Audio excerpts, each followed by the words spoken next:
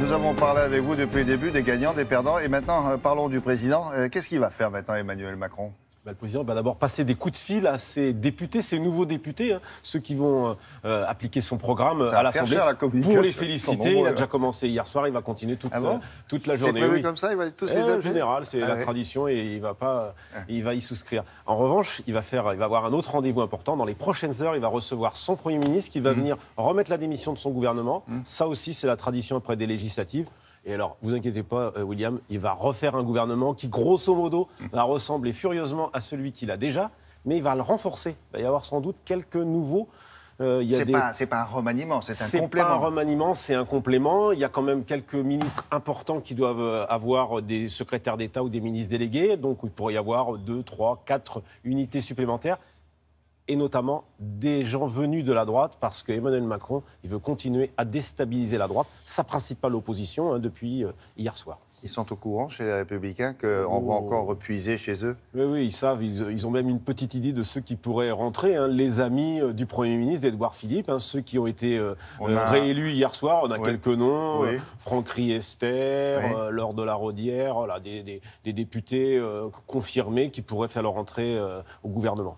D'accord. Qu'est-ce qu'on peut attendre de ce gouvernement remanié ou recomplété qu'ils se mettent au travail, parce que c'est vrai que pour l'instant, dans la période, ça a été, j'allais dire, le plus facile. Le président a fait des belles images, de la belle communication, il a été très habile, pas trop en dire, mais un petit peu quand même, avec sa loi sur le travail, sa loi sur la moralisation de la vie politique, et puis son déploiement à l'étranger. Maintenant, il va vraiment falloir passer aux choses sérieuses. Le plus dur commence, William, pour ce président de la République et son immense armée de députés. Bon, et ils savent qu'ils doivent avoir, ou il faudrait qu'ils aient une petite période de formation rapidos, parce que là, justement, le temps presse. Jean-Paul Delevoye disait à l'instant qu'ils allaient avoir un séminaire le week-end prochain, déjà pour définir un petit peu les postes, parce qu'il va falloir élire un président des députés, les Républicains, des députés, En Marche, et puis il va falloir élire un président de l'Assemblée.